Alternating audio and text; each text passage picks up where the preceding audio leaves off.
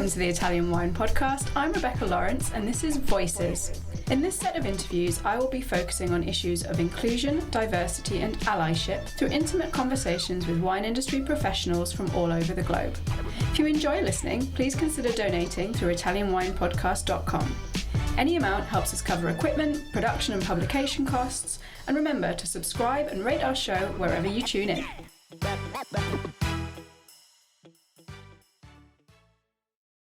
Welcome to the Italian Wine Podcast. This is the Voices series with me, Rebecca Lawrence. This week, I'm joined by Kimberly Sayid of L'Officina del Vino, New York. Welcome to the podcast, Kimberly. Hello, Rebecca. Thank you. So I like to start many of these conversations by asking my guest to introduce themselves to our listeners. So maybe you can tell us a little about who you are and what you're currently working on. Sure. Again, my name is Kim Sayid, and although currently been traveling through Italy for a few months, I am from New York. I truly love Italian food, wine, and culture, and I've built my entire career working around these elements. I've been involved in Italian food sales for about 30 years, and in Italian wine marketing for almost 6 years. During that time, I spent 2 decades with the Barilla Pasta Company, which is the world's largest pasta company. Then time with Principe Salumi, Galloni Prosciutto di Parma, Ponti Vinegar, and several other smaller Italian companies. And now, over the past year, I've recently become a licensed wine importer, and I'm awaiting my New York State wholesale license as well. Wow, that's pretty exciting. I hadn't realized that. Yeah.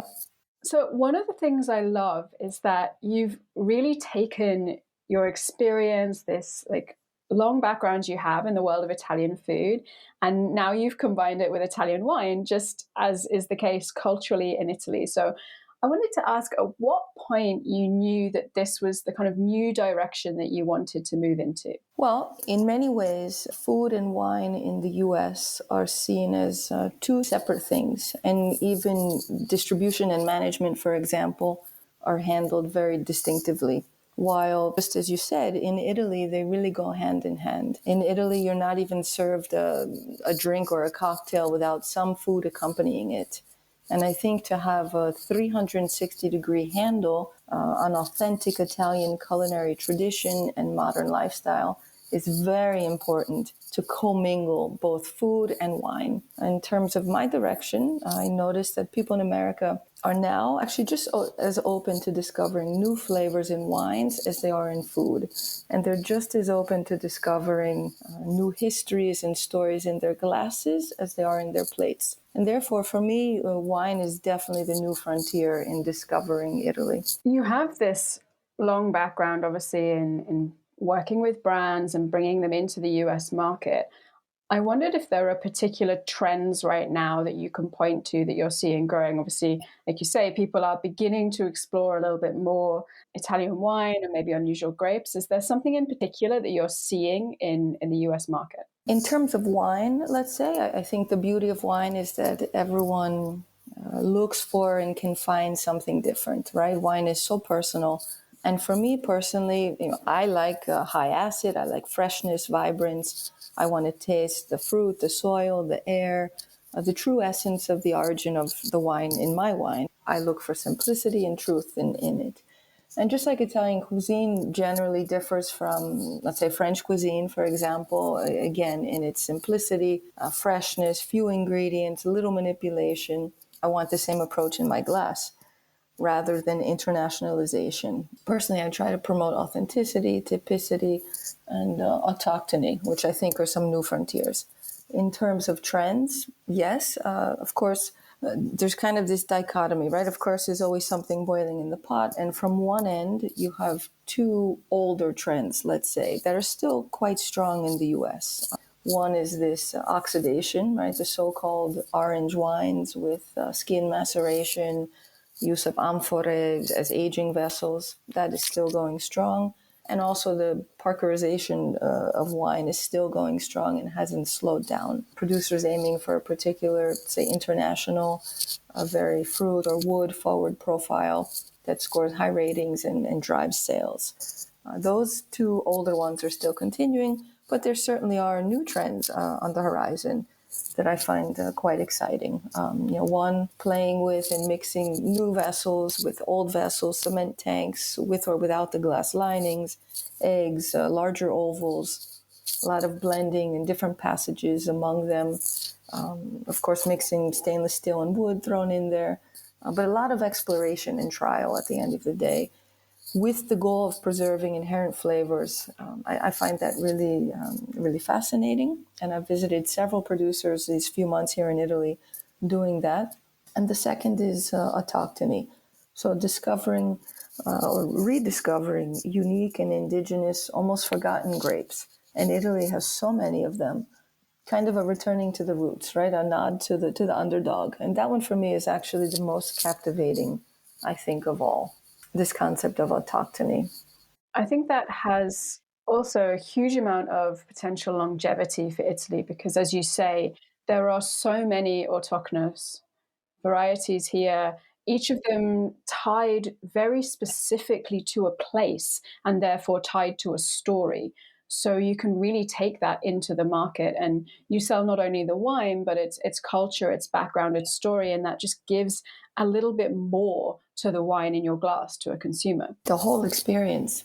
Yeah. So we still are talking about COVID. We're still not quite through it. So, and I hate to bring it up and constantly in my interviews, but I'm interested to see or to hear from you if you think that this has changed the buying habits in the US. Have you seen, particular increases or drops off in interest? Has there maybe been? I wonder if there's been a return to people going for what they know, focusing on that kind of comfort of what they know, or if this has really been a time where there is this push to experiment with autochthonous varieties, maybe something that consumers haven't had before because they need a bit of adventure. Well, COVID has absolutely affected buying habits. I think we started drinking like fish in America. Sales skyrocketed in all categories, whether it be wine, beer, spirits, both in stores and online. At this point, the stockpiling may have slowed down a bit, but the consumption is still going strong. And clearly, every facet grew, whether it be any price point or positioning, whether it be common, well-known brands and wines that people were familiar with, or even the new ones. Everything went and is still going strong. Yeah, absolutely affected it. And I mean, that could be positive and negative, right? Positive for sales, maybe negative in other ways, but definitely very strong.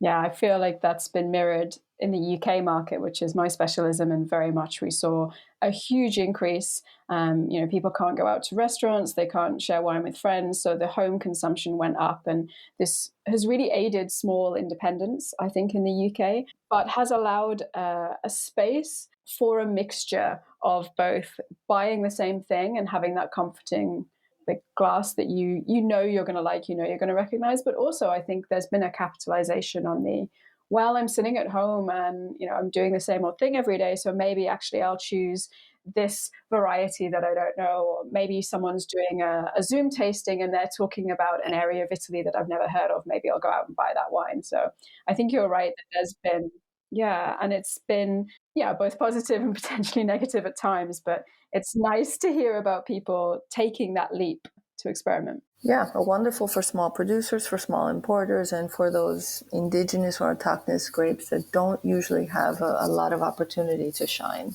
So speaking of that kind of deep dive into autochthony, we actually met when you attended the VIA flagship course in Verona earlier this year. And this is a course that really, as well as talking about these hundreds of varieties of autochthonous grapes, also embeds Italian wine in this much broader context, talking about food, but also a lot of history and cultural background. And I wondered if, given your diverse background, if this was one of the things that drew you to the VIA course in particular. Yeah, Rebecca, I chose VIA because obviously I have always enjoyed Italian wine, but I'm relatively new in the wine sales world. I was in search of a very credible program that was respected both in Italy and abroad. But I also wanted a program that would teach me more about Italian wine, down to the very gritty level that I really feel I need to achieve my goals. I've done the ICE program in the US. I did ISG levels 1, 2, and 3, WSET levels 1, 2, and 3. But I never felt fulfilled with the knowledge and depth of Italian wine education that I got from any of them. It was almost non-existent. Obviously, ICE focus on Italian wine, but very superficially in the US. And VIA is the only program that I've found in years that has ever that gave me that. Yeah, it's one of the things that really drew me to the program as well, that there's so much more than just this, okay, you need to know these denominations and these grape varieties. There's more than Pinot Grigio and Chianti out there for Italian wine study. Yeah.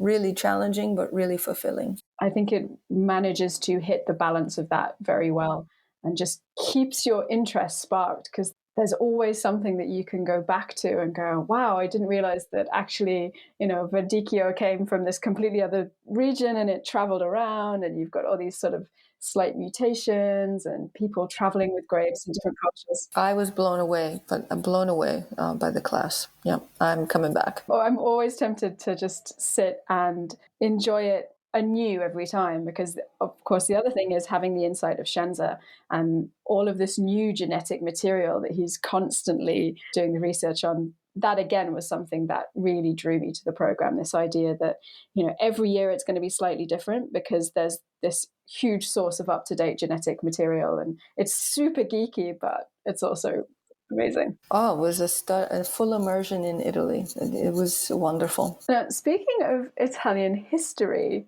if I've done my research correctly, I understand you have a degree in Italian medieval literature. Yes. So I know it's a while back, but as an ex-lit student myself, although much more modern, I wonder what drew you to that genre. It really feels like there's been this beautiful thread of Italian history, culture through your life from very early on. Yes. Well, my mom was born in Italy and her whole family, so that was a little bit of the thread. But that's an interesting question. And you're right, it was quite a while back. We don't need to address that topic. There were definitely things that sparked my interest in food in college, like Giovanni Boccaccio's Mountain of Parmigiano Reggiano, the Venus's Tortellini shaped belly button, Dante's Sinful Gluttonies. I mean, lots of food, right, in Italian medieval literature. But in reality, my dream, I think, growing up was always to be a pediatrician. And then on my first trip to Italy, when I was about 16 years old, I think, I fell in love. I fell in love not only with the beautiful landscape, of course, and the delicious flavors, but again, to use the word geeky, more so with the unique regional relationships that food and ingredients had in Italy. And I know it sounds very weird, especially for a 16-year-old, but pasta, for example, I'll never forget being blown away by the learning and discovering in Italy that the fact that each area, region, even village has different pasta shapes. And these shapes are born from that village's particular geography, topography, history, much like wine, I guess, right? Being shaped from the particular soils and climates. Because, growing up in America, even as an Italian American, we see one pasta shape basically equivalent and interchangeable with another. If you go to the store to buy spaghetti and they don't have it, you buy penne, whatever. But instead, there's hundreds of thousands of years of history behind each and every shape, and they pair with very specific sauce.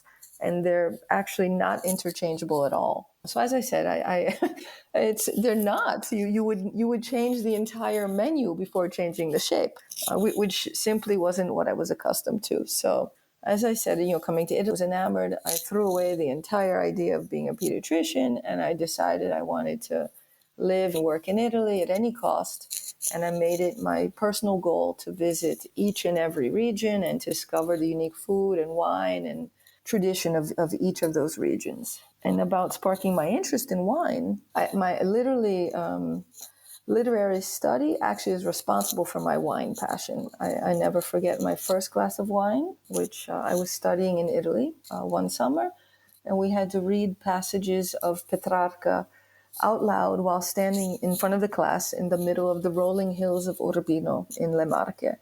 And of course, it was breathtaking and very stimulating.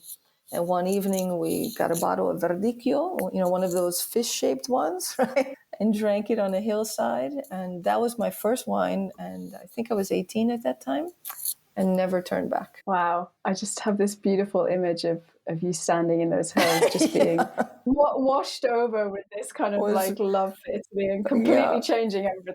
Of course, in the 80s, I also had pretty big curly hair and, from Long Island, a lot of jewelry, but it was really wonderful. It changed my life. So that experience actually of the Verdicchio ties beautifully into my next question, because I always like to ask my guests about their favorite Italian wine, maybe something either they're drinking a lot of currently, or maybe something they want to add to their portfolio, or a historically sort of favorite wine. So is there something particular that's sparking your Italian wine joy right now? I love basically every Italian wine, so many, and of course, your taste change daily, depending on the weather, where you are, the mood, the meal, the people. But if I had to, so I could talk about any wine, but if I had to choose one, I would say, working for Barilla for so long, which is based in Parma, I came to Emilia-Romagna many, many times a year, and unfortunately never took enough advantage of Lambrusco at the time. And I took it for granted while being there. And today, being in the US, I find it quite challenging often to find excellent Lambruscos like the ones that I was always drinking in Parma or in Italy. Absolutely not the sparkly bubblegum Riuniti on ice, type of product that we remember from the 70s and 80s commercials. But Lambrusco, I think today is sexy, is sophisticated, diverse, can go anywhere from dry and savory to sweet, anywhere from light to dark, playful to serious. It's wonderful with food. It's affordable, it's hip, it's modern, it's young. Definitely something that is so versatile and one of my favorites. Even, to serve at home when we have guests, I never a doubt. I love hearing people talk about Lambrusco because it was a real eye-opener for me coming to Italy and going to Bologna for the first time and being served Lambrusco, like I say, with food, and there are so many different types. And I'd always been like kind of snobby and super kind of dismissive of sparkling red wines. My only other real experience had been sparkling Shiraz for my WSET studies, which I'm not a huge fan of. I think probably, again, because of context. And seeing the wine in that context with the local foods that go with it, sitting and having it for an aperitivo, I really began to get the idea of Lambrusco. And it's been one of my kind of greatest discoveries of being in Italy is how much good Lambrusco is available readily and how many styles you can just try. And it's also for me now something I do that exact thing where if we have guests, particularly non-Italians who are coming to stay, I always make sure I've got a bottle of Lambrusco because it's such a surprising aperitivo for people. And they're blown away. Yeah, exactly. They love it, and it's so unexpected. And I love watching people's faces as they have some maybe with some salumi, some mortadella, some cheeses, and they're just like, it really changes their idea of it. Exactly. That's why I think all Italian wines are exciting and wonderful, but that is really phenomenal from that perspective. So before we wrap up, I have to ask, what's next for you? Where are you headed on your Italian wine journey? You've kind of led a little bit with this with your intro and what you're doing now. So I want to hear more. Yes. Well, after the 3 months of traveling through Italy, we will finally be going back home mid-September. And as I mentioned before, I'm just waiting for my New York State wholesale license to arrive. And then the sky's the limit. I plan to launch an online sales portal dedicated exclusively to Italian wine, preferably autochthonous varietals only. And I'm really excited to finally be working closer with Italian wine and combine it with my love, certainly, for Italian food. I would continue to push not only myself, of course, to learn more and discover more, come back to Via, but also for l'Officina del Vino, which is my company, to help others to continue to appreciate and learn more about the incredibly vast bounty of grapes that Italy has to offer, as we said before. A lot of work ahead. Well, hopefully by the time this comes out, our listeners will be flocking to your new venture to see what wines you have on offer. Kim Sayid, thank you so much for joining me on the Italian Wine Podcast today. Where can our listeners find you, online or on social media, to find out more? Yes, well, first of all, thank you for this opportunity, Rebecca. And on social media, I can be found as Kim, K-I-M, Sayid, which is S-A-Y-I-D, on either Facebook or Instagram at the moment. And as soon as we are ready with L'Officina del Vino, more on that will be available too. Everyone, we will tag Kim and her ventures in the notes for this episode, so please go and check her out. Thank you to everyone for listening. Don't forget to follow us on social media, subscribe, and of course, donate on the website to make sure we can keep these great conversations flowing.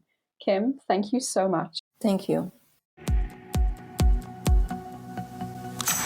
Listen to the Italian Wine Podcast wherever you get your podcasts. We're on SoundCloud, Apple Podcasts, Spotify, Himalaya FM, and more. Don't forget to subscribe and rate the show. If you enjoy listening, please consider donating through ItalianWinePodcast.com. Any amount helps cover equipment, production, and publication costs. Until next time, cin cin.